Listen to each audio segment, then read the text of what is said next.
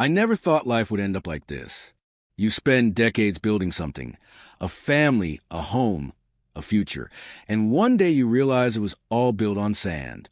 I'm 55 now, lived in Ohio my whole life, worked hard, too hard maybe. I wasn't the smartest man or the richest, but I kept my word. When I said, I do, I meant it. Her name was Linda. We met at a gas station in '92. She smiled at me while I was paying for coffee. That smile, it was the kind that makes a man forget the world for a second. We married a year later, had a son, bought a small house with a broken porch and too much hope. For years, I woke up every morning at 5 a.m., put on my uniform, and went to work at the plant. It wasn't glamorous, but it paid the bills. Linda stayed home, raised our boy. We didn't have much, but we had us. At least, that's what I thought. Then the layoffs came. They called it restructuring. 30 years in that factory, and they let me go like I was a piece of furniture they didn't need anymore. I came home that day with the envelope in my hand. My hands were shaking. Linda was cooking dinner. Pasta, I remember, because the smell of garlic still reminds me of that night. She looked at me, saw my face, and asked what was wrong. I told her. I told her I'd lost a job. She didn't say much, just nodded, turned the stove off, and sat down. I thought she'd hug me, tell me we'd get through it together. But she didn't. That night, she went to bed early. Didn't say goodnight. Didn't touch me. I told myself she was just shocked, that she needed time. We'd been together for almost 30 years. Surely this couldn't break us. But over the next few weeks, the silence grew louder. She started spending more time on her phone. Said she was helping a friend look for a new job. I wanted to believe her, because believing the lie was easier than facing the truth. Our son, Mark, called from college every Sunday. He asked if everything was okay. I told him yes, because fathers lie to protect their kids, even when it hurts. One night, around midnight, I woke up and noticed Linda wasn't in bed. I walked into the living room. Lights off, just the glow of her phone screen. She was smiling in a way she hadn't in years. I asked her who she was talking to. She jumped to the phone, said, "It's just an old friend from work." I nodded, went back to bed. But something in me cracked that night. The next morning, I checked our bank account. There were small transactions I didn't recognize, dinners, flowers, hotel charges, all charged her card. I told myself maybe it was a mistake. But deep down, I knew the hardest part of betrayal isn't the act itself. It's that moment when you realize you were the only one still fighting for us. I spent the next few days pretending everything was normal. Made coffee for her, fixed the porch steps, tried to make her laugh. But she was already gone. I just hadn't accepted it yet. A week later, she said she was going out with friends. Something about a birthday dinner. I watched her get ready. New dress, makeup, perfume I'd never smelled before. She looked beautiful. Too beautiful for just friends. After she left, I sat in the dark, staring at the wall clock, listening to it tick. Every second felt like a hammer. I thought about calling her, but I didn't. At 11 p.m., she still wasn't home. At midnight, I drove. I didn't know where I was going. I just drove. The roads were empty. The night cold. Then I saw her car, parked outside a cheap motel on Route 6. And next to it, a man, younger, smiling. He opened the door for her. She laughed. That same laugh I hadn't heard in years. I didn't get out of the car. Didn't scream. Didn't cry. I just sat there, staring, and something inside me died quietly. I drove back home before she came out. When she returned at 2 a.m., I pretended to be asleep. She slipped into bed beside me. Her hair smelled like his cologne. And I lay there, counting the seconds till morning.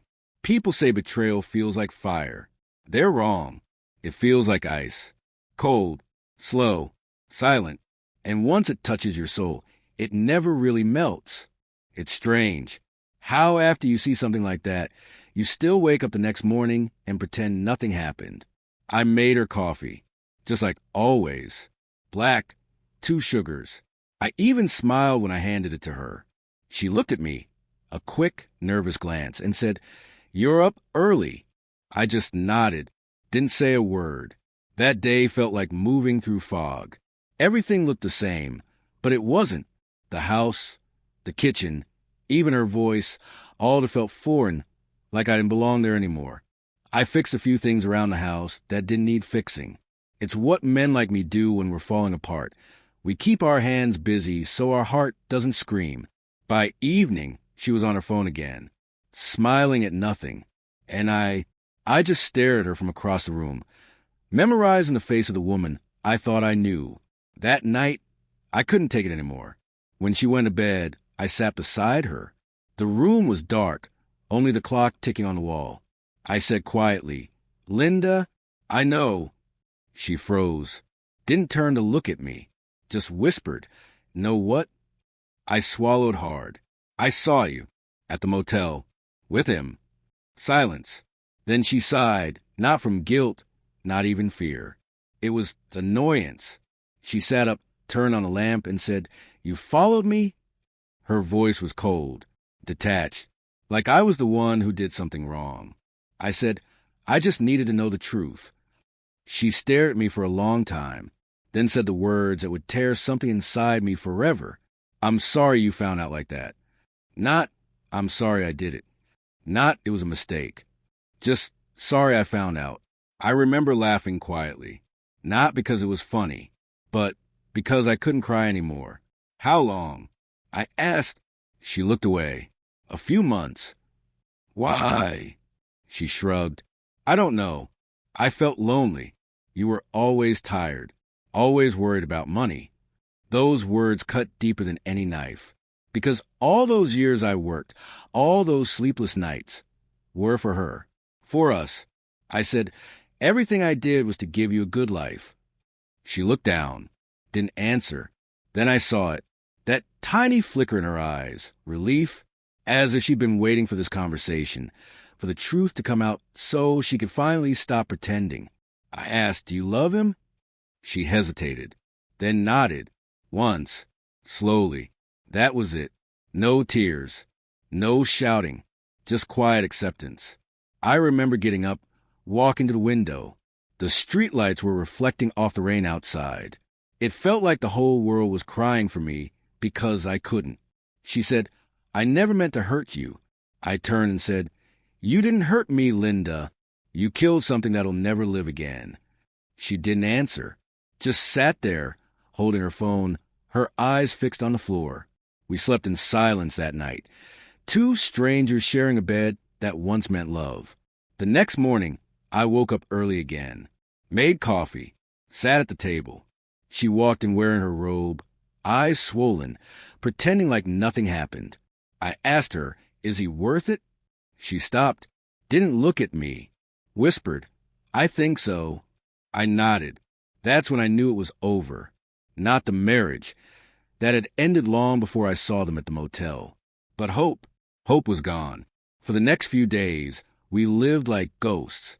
No fights, no words, just silence. She texted constantly, smiled to herself, and I became invisible in my own home. I thought about telling our son. But how do you explain to your child that the person who taught him what love means never really understood herself? One evening, she told me she was going to stay with her sister for a while. I knew what that meant. I didn't stop her. She packed a small suitcase, hugged me softly, like you'd hug an old friend you don't really care about anymore, and left. No tears. No, "I'll miss you." Just the sound of the front door closing. And that was it. 30 years gone, like smoke from a cigarette. For days, I wandered through the house in silence. Her smell was still on the pillow. Her toothbrush still in the bathroom. Every little thing reminded me of the life we built, and the lie it became. I tried to hate her. God knows I did. But hate is too heavy for a tired soul. So I just stopped feeling. They say when someone cheats, they destroy your trust. But the truth is, they destroy your reflection. You look in the mirror, and you don't recognize the man staring back. He looks older, colder, emptier. And in that emptiness, you start to wonder, if maybe you were never enough to begin with.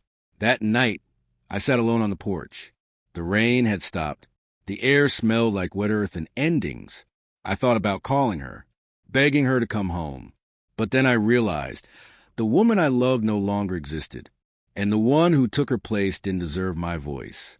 So I just sat there, listening to the crickets and the silence between them, and I whispered to myself, this is what dying feels like, except your heart keeps beating.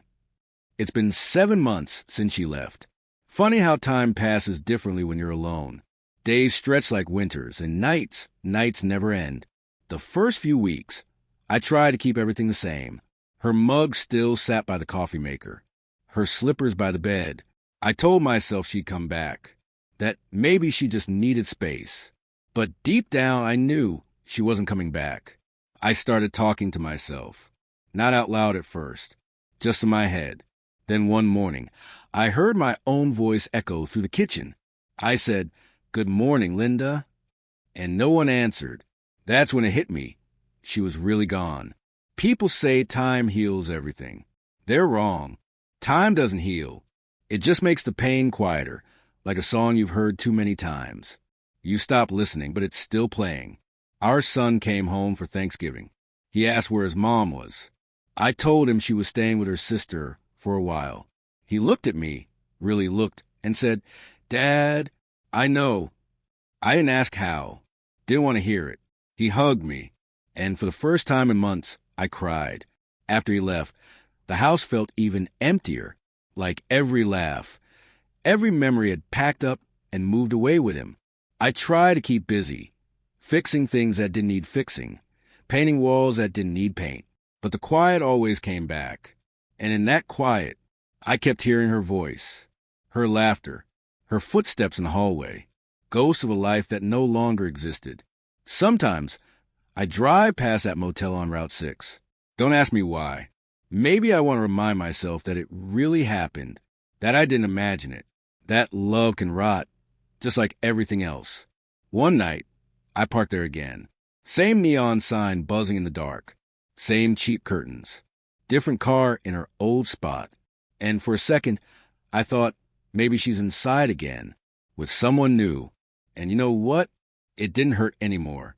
Not the way it used to. It just felt empty, like looking at an old photograph and realizing you don't know the person in it anymore. A few days later, I got a letter from her. No return address, just her handwriting, shaky, uneven. It said, "I hope you're okay. I'm sorry for how things ended. I didn't mean to hurt you. I just needed to feel alive again. I hope one day you can forgive me." Forgive her. Those words sat in my hands for hours. I read them again and again until the ink blurred, but I never answered, because forgiveness isn't something you give to make others feel better. It's something you give to set yourself free. And I wasn't ready to be free. I burned the letter in the sink, watched the paper curl and blacken. The flames were quiet, almost peaceful, like saying goodbye to something that had already died long ago. Since then, I've stopped waiting, stopped hoping, stopped pretending. Some nights I sit on the porch, whiskey in hand, and talk to the stars. Not because I believe they're listening, but because silence gets heavy after a while. I tell them about the good days. How she used to laugh when I burned the toast. How we danced in the kitchen to songs neither of us liked. How she once said, "I'll never leave you," and how easily never turned into goodbye. They say grief comes in stages, but I think betrayal skips the healing part. It just lingers, quiet, cold, familiar. Last week, I ran into her at the grocery store. She looked older, different, but when our eyes met, I saw something, guilt maybe, or fear. She tried to smile, but it didn't reach her eyes. Said, "You look good." I just nodded, didn't say a word, because what could I say? That I still wake up reaching for a ghost? That I still dream of the life we destroyed? No, some things are better left unsaid. She turned, walked away, and for the first time, I didn't watch her go. I finished shopping, drove home, and sat in my car for a while. The sun was setting. The light poured through the windshield, soft and golden. And I realized this is it. This is what the end feels like. Not loud, Not violent, just quiet, like the closing of a door that was open too long. Now I live alone. Same house, same walls, but everything sounds different, even the creaks in the floorboards. Some nights I still talk to her picture, not to forgive, not to forget, just to remember that once I was someone who believed in forever. And maybe that's the cruelest part of betrayal, not losing the person you loved, but losing the version of yourself that believed love was unbreakable. So if you ever ask me what it feels like to be betrayed after a lifetime of loyalty, I'll tell you this. It feels like sitting in an empty house, listening to your own heartbeat, and realizing you survived, but not really. I guess some stories don't end with forgiveness. Some just fade into silence. And maybe that's all that's left for men like me.